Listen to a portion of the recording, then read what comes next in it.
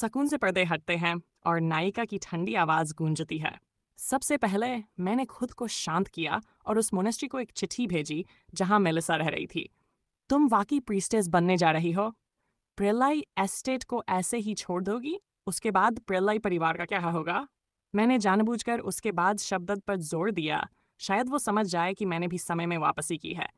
सच कहूं तो इस कुतिया को चिट्ठी भेजना ही अपने आप में चौंकाने वाला है।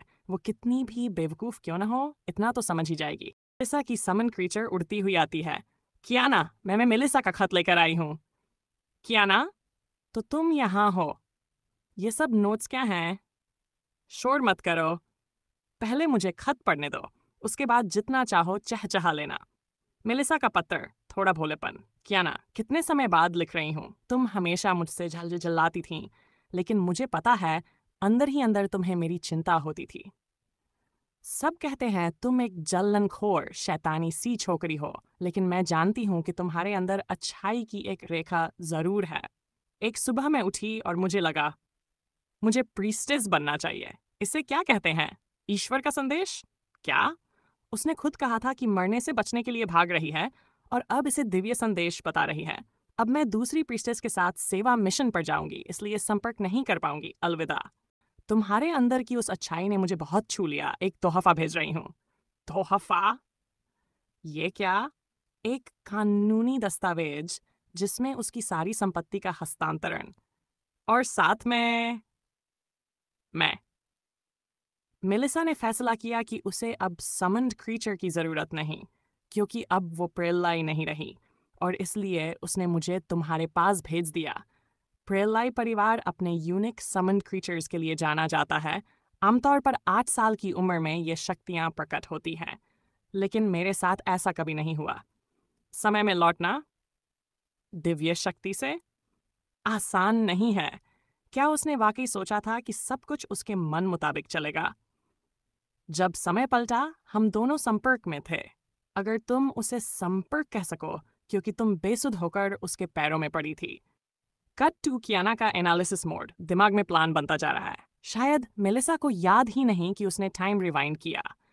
उसके दिमाग में बस एक चीज रह गई, मैं प्रीस्टेस बनूंगी और प्रेलाई एस्टेट छोड़ दूंगी।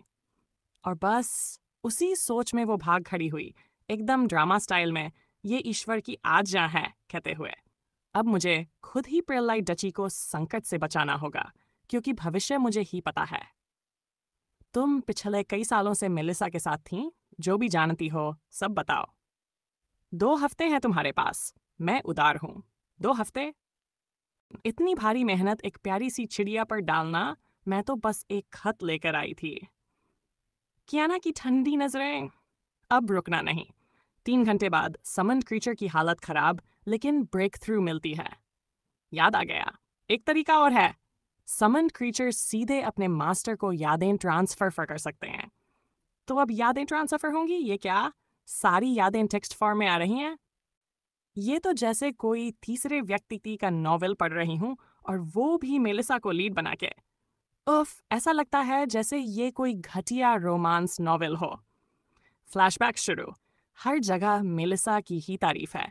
कितना अच्छा हुआ कि लेडी कियाना चली गई। अगर वो विलेन होती तो मेलिसा और दुखी होती। हर कोई मेलिसा के इर्द गिर्द घूम रहा है। कियाना की आंखों में नफरत और मकसद की चमक।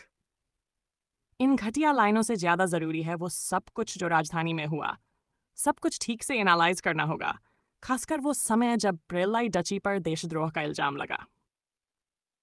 अब से ये सब मूल कहानी ओवर्क है, और इसी के आधार पर मुझे प्लान नंबर 57, 1.01, 1.1, 1 और 1 आई टू डू एक साथ लागू करने होंगे। याद है तुम्हें सारे प्लान्स? सस्पेंस से भरी आवाज। मुझे तुरंत राजधानी लौटना होगा। मुझे ही कदम उठाना है, क्योंकि भविष्य सिर्फ मुझे पता है।